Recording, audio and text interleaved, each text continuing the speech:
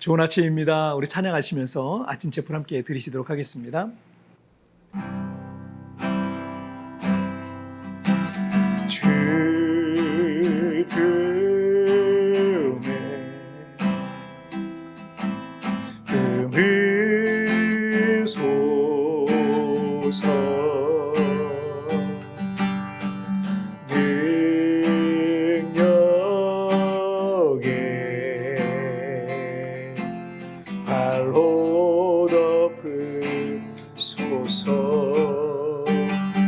거친 파도나 향해 와도 주와 함께 날아오리니 폭풍 가운데 나의 영혼 잠잠하게 주를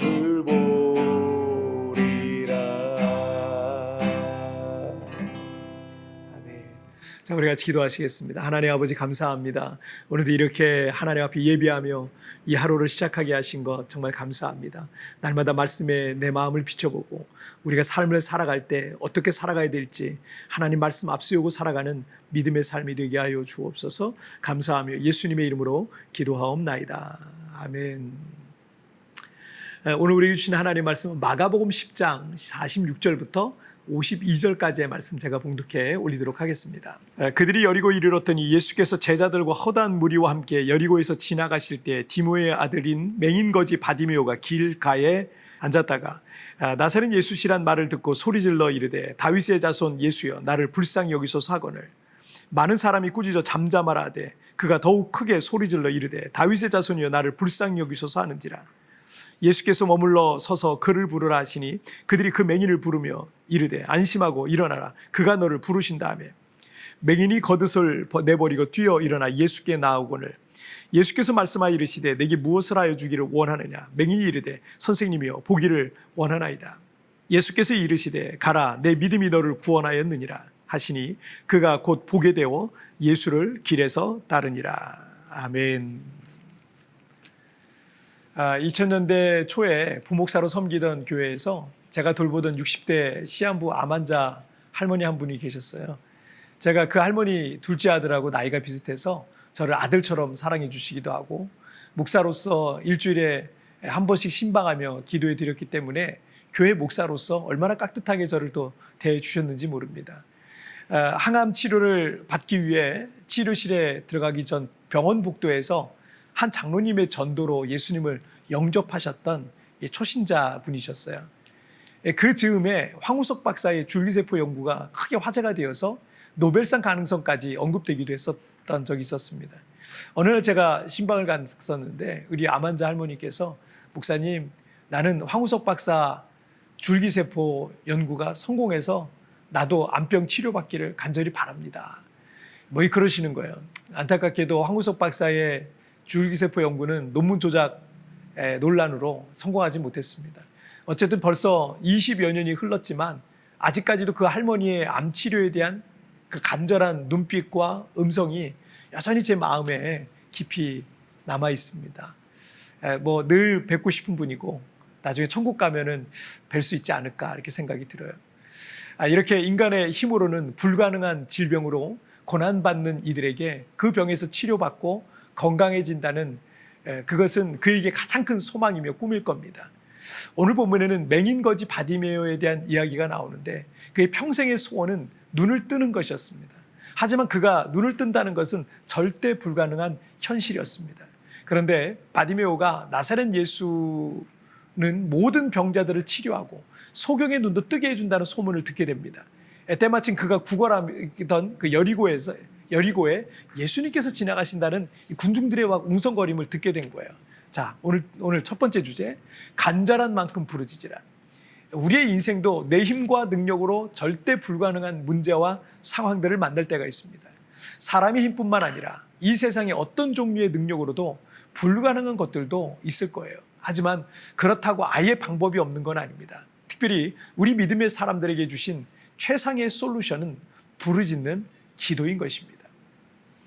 마가복음 10장 47절을 보시면 나사렛 예수시란 말을 듣고 소리질러 이르되 다윗의 자손 예수여 나를 불쌍히 여기소서 하거늘. 바디메오가 구걸하던 자리에서 큰 소리로 예수님을 부르는 장면입니다. 바디메오란 이름은 디메오의 아들이란 뜻이에요. 그러니까 바디메오는 태어날 때부터 맹인이었고 그래서 이름조차도 제대로 짓지 않아서 디메오의 아들이란 뜻으로 그냥 바디메오 이렇게 불러졌던 겁니다. 이름조차도 없고 맹인이었고 거지였고 그의 삶은 얼마나 비참했겠습니까? 자, 이어서 48절을 보시면 많은 사람이 꾸짖어 잠잠하라 하되 그가 더욱 크게 소리질러 이르되 다윗의 자손이여 나를 불쌍히 여기소서 하는지라. 아마도 바디메오가 너무나도 처절하게 큰 소리로 예수님을 불렀던 것 같습니다. 그래서 많은 사람들이 그를 멸시하며 조용히 하라고 꾸짖었다라는 거예요. 하지만 바디메오는 47절보다 48절에서 더욱 크게 소리질러서 예수님을 부르고 있는 겁니다. 맹인이었기 때문에 예수님 앞에 제대로 갈 수도 없는 상황이었습니다. 사람의 마음과 이 감정의 표현은 표정뿐만 아니라 소리를 통해서도 전해지는 거예요. 조금 기쁠 때는 살짝 미소를 짓지만 정말 크게 기쁠 때는 크게 환호하잖아요. 어떤 사람을 만났을 때 일반적으로 반가울 때는 반갑습니다 라고 인사를 하지만 너무너무 반가운 사람을 만났을 때는 환호부터 나오지 않아요? 부모님이 오랜만에 손주들 만났을 때 아이고 우리 강아지들 이런 식으로 두 팔 벌려 안아주시지 않겠습니까? 우리가 하나님 앞에 기도하는 소리와 기도의 어떤 양과 열정만 봐도 그가 얼마나 간절한지를 어느 정도 짐작해 볼 수 있습니다. 정말 간절하면 그냥 1분 묵상 기도하고 기도 다 했다라고 할 수가 없어요. 시시때때로 기도의 집인 성전을 찾아옵니다. 그래서 계속 교회에서 그분을 자꾸 만나게 돼요. 기도하러 오셨다는 거예요. 그렇게 기도를 할 거고 기도를 시작하면 부르짖고 신음소리와 통곡소리가 막 섞여서 하나님 앞에 간절히 기도하는 겁니다. 간절한 만큼 부르짖어서 기도해 보십시오. 군중의 시끄러운 소문을 뚫고 주님이 바디메오를 돌아보셨던 것처럼 부르짖어 기도할 때 새로운 역사가 시작되는 거예요. 둘째, 모든 장애물을 돌파하라. 우리가 어려운 문제를 놓고 하나님 앞에 간절히 기도하지만 안팎으로 장애물이 없는 게 아닙니다. 바디메오가 맹인이라는 것은 스스로를 여러 가지 제약 속에 가둬둘 때가 있을 거예요. 나에겐 불가능한 문제야. 나는 할 수 없어. 내 주제에 뭘 할 수 있겠어. 내 조건을 봐. 이런 내적 장애물들에 갇혀 있으면 그의 삶에는 어떤 좋은 일도 있을 수가 없는 것입니다. 외적 장애물들도 있는데 48절을 보시면 많은 사람이 꾸짖어 잠잠하라 하되 그가 더욱 크게 소리질러 이르되 다윗의 자손이여 나를 불쌍히 여기소서 하는지라. 당시 유대인들은 이 장애인은 죄가 많아서 하나님 앞에 벌을 받아 장애인이 된 것이다 라는 시각을 갖고 있었기 때문에 멸시의 대상이 되기도 했고요. 또 거룩하신 하나님 앞에 그런 장애인이 나가는 것은 있을 수 없는 일이라 생각했던 겁니다. 그래서 예수님을 부르던 이 바디메오를 많은 사람들이 꾸짖었던 거예요. 바디메오를 꾸짖고 막아서는 많은 사람들이 그의 외적 장애물이었고 또 그가 맹인이었기 때문에 그 또한 예수님 앞에 나아갈 수 없는 장애물이 있었던 겁니다. 하지만 주님께서 그를 주목하셨어요. 그리고 그를 부르셨습니다. 50절을 한번 보실까요? 맹인이 겉옷을 버려두고 뛰어 일어나 예수께 나오거늘. 만약에 누군가가 우리에게 눈을 감고 10m를 달려가라 하면 여러분 이게 얼마나 위험한 일이겠습니까? 아마 주저주저 했을 겁니다. 그런데 바디메오는 예수님께서 너를 부르신다라는 이 소리를 듣자마자 주저하지 않고 거추장스러운 겉옷을 내던지고 막 뛰어서 자기가 예수님이 저쪽에 계실 것이다라고 생각하는 글로 막 뛰어갔습니다.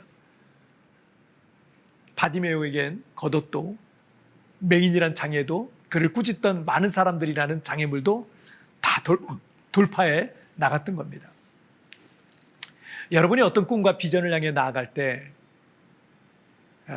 먼저는 간절한 만큼 간절히 부르짖으며 기도로 준비해야 됩니다. 우리가 기도할 때 하나님께서 일하십니다. 그리고 또 한 가지는 반드시 장애물이 나타날 거예요. 그러니 장애물들이 나타났다고 해서 이상히 여기고 낙심할 필요 없습니다.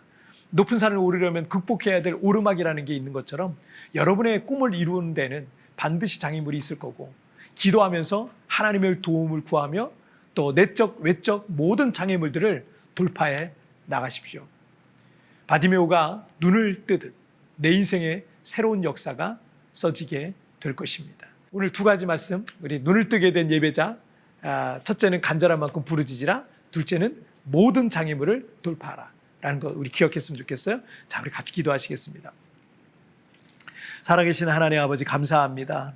오늘도 때때로 우리가 삶을 살아가는데 장애물처럼 느껴지는 것들이 있는데, 오늘 하나님 어떤 상황 속에서도 믿음으로 기도하며 간절히 부르짖으며 모든 장애물들을 돌파해 나가는, 그래서 내 인생에 하나님의 역사와 간증이 있는 삶을 살아가게 하여 주시옵소서. 오늘도 주님 나를 붙잡아 주옵소서. 주님 내 손을 잡아 주시고 어디를 가든지 동행하여 주시옵소서. 감사하며 예수님의 이름으로 기도하옵나이다. 아멘. 여러분, 특편에 나오는 오늘의 묵상 보시면서 개인적으로 묵상하시고요, 짧게라도 뜨겁게 기도하시면서 오늘 하루 주님과 동행하시길 바랍니다. 내일은 우리 리마인드 3부 메시지를 통해서 여러분 찾아뵙도록 하겠습니다. 여러분, 오늘도 승리하세요. 여러분의 꿈을 이루는 데에는 반드시 장애물들이 있을 것이고, 기도하면서 하나님의 도움을 구하며 내적, 외적 모든 장애물들을 돌파해 나가십시오. 나의 내적, 외적 장애물은 무엇입니까?